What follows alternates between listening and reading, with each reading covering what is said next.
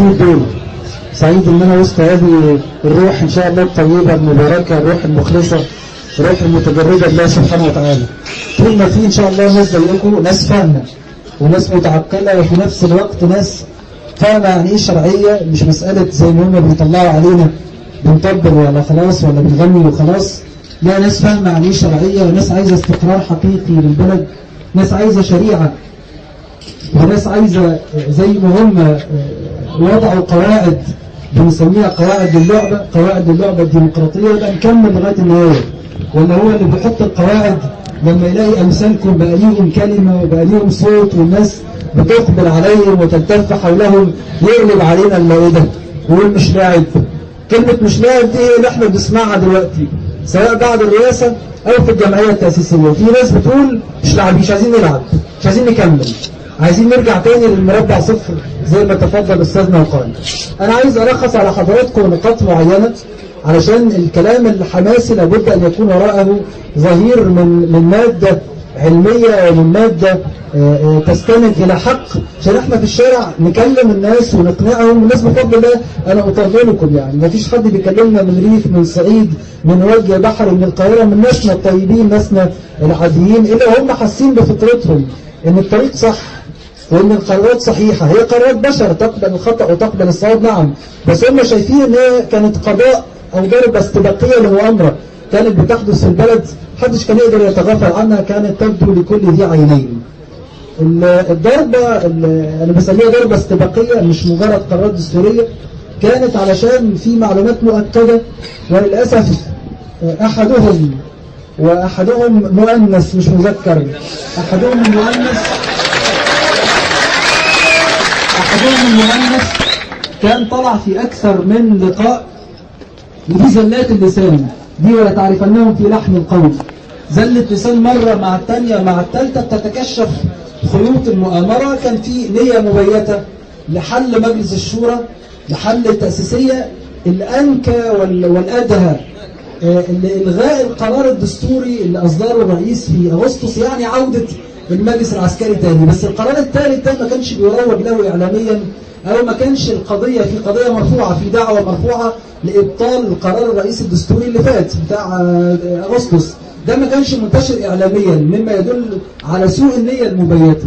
فالثلاث قرارات تبقى مع بعض، حل تأسيسية، حل شورى، إبطال الإعلان الدستوري، يعني إن أنت مش بترجع لمربع الصفر لما هو أسوأ من ذلك. فأنا عايزكم بس تحفظوا الجمل دي: رئيس منتخب حصن مجلسا منتخبا وهيئة تأسيسية منتخبة ضد نائب عام معين وضد قضاة معينين، وأحدهم عينته سوزان مبارك، فماذا بعد الحق إلا الضلال.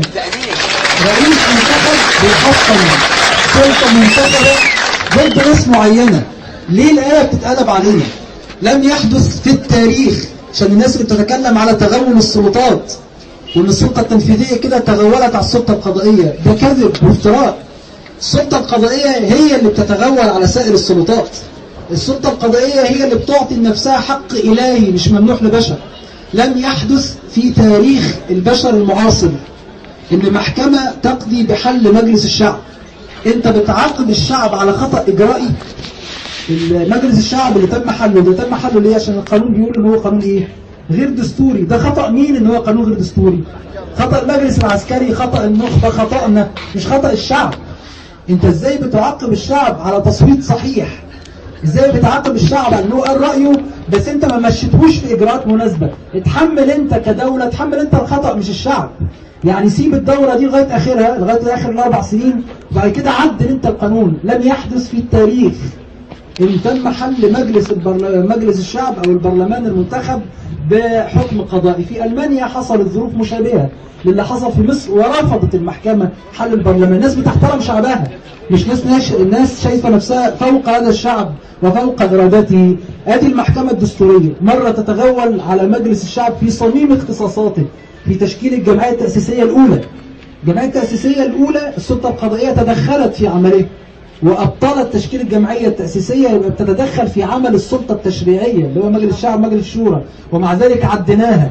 كان قدامنا ان احنا نطعن على القرار بتاع المحكمة الإدارية وما عملناش، سواء إخوان أو سلفيين. ليه؟ عشان بلاش مشاكل، خلينا نعيد التشكيل تاني. يتعاد التشكيل تاني، يبقى في دعوة لحل مجلس الشعب. ده الدعوة صاحبها بيقول أنا ما كنتش عايز حل مجلس الشعب، أنا كنت عايز التلت الباطل بس هو اللي يطلع. لا، المحكمة من عندها حلت البرلمان كله. كان في أكثر من مخرج، كان في أكثر من مخرج قانوني، إن تلتين يفضلوا، إن يتعاد بس انتخابات تلت أبدا. بعد كده لما الرئيس أراد إن هو يرجع هذه السلطة لفترة مؤقتة، يرجع مجلس الشعب يشرع معاه بسلفيين، بالإخوان اللي فيه، بالليبراليين، بكله، عايزهم يرجعوا لمكانهم مرة أخرى ولو بشكل استثنائي. رفضت المحكمة وردت قراره. مين اللي بيتغول على مين؟ مين اللي بيفرض سيطرته على مين؟ السلطة القضائية لا تريد أن تحاسب، ولا تريد أن يرد حكمها أحد أو أن يعقب على قضائها معقب. هو ده اللي بيتغول، هو ده اللي بياخد غير حقه. المرة دي هو حمى الدكتور مرسي ومن حقه، حمى مجلس منتخب مما كان يحاك له، مجلس منتخب له مجلس الشورى، وحمى جمعية تأسيسية منتخبة، وحمى قراره نفسه من الطعن عليه وهو منتخب. الجمعية التأسيسية علشان الدجل اللي بيدور في الإعلام تبقوا انتوا عارفين مرده، اللي ما سابنيش يسري فوده أكمله أقوله لكم بقى. الجمعية التأسيسية في ناس معترضة عليها من الأول، دول مالناش دعوة بيهم، احنا بنتكلم عن اللي انسحبوا، اللي عايزين يصوروا للناس كلها إن الجمعية هتتهد لما هم ينسحبوا. الناس المنسحبة دي قعدت ليه فيها 6 شهور؟ ليه دلوقتي طالع بتقول مش متوازنة؟ لا، ده كذب وافتراء. وإلا أنت قعدت فيها ليه 6 شهور لما هي مش متوازنة؟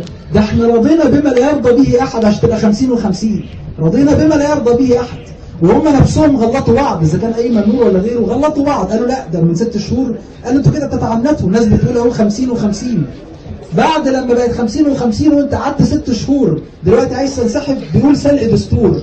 طب ما الإعلان الدستوري أهو بيديك شهرين، يبقى أنت لو منصف تقول أنت معترض في إعلان الدكتور مرسي، معترض على البند مثلا 1 2 3، مش معترض برضه على إنه بيديك شهرين.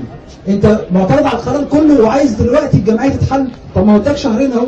سلق الدستور اللي بيقولوا عليه هم مخلصين معانا 200 مادة، فين السلق؟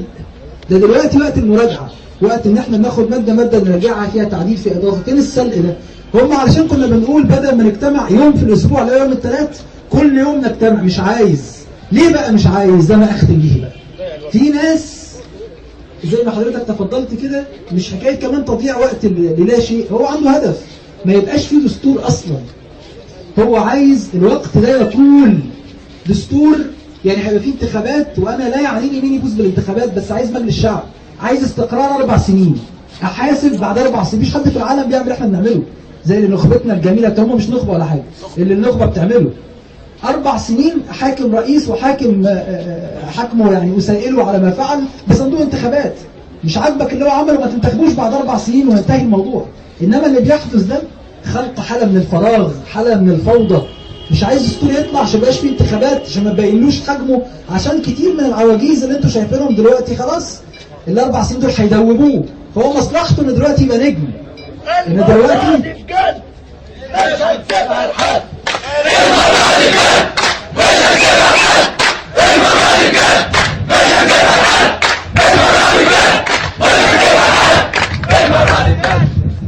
هذا بقى ما أختم به فعلا، اللي هو المراد الجد دي.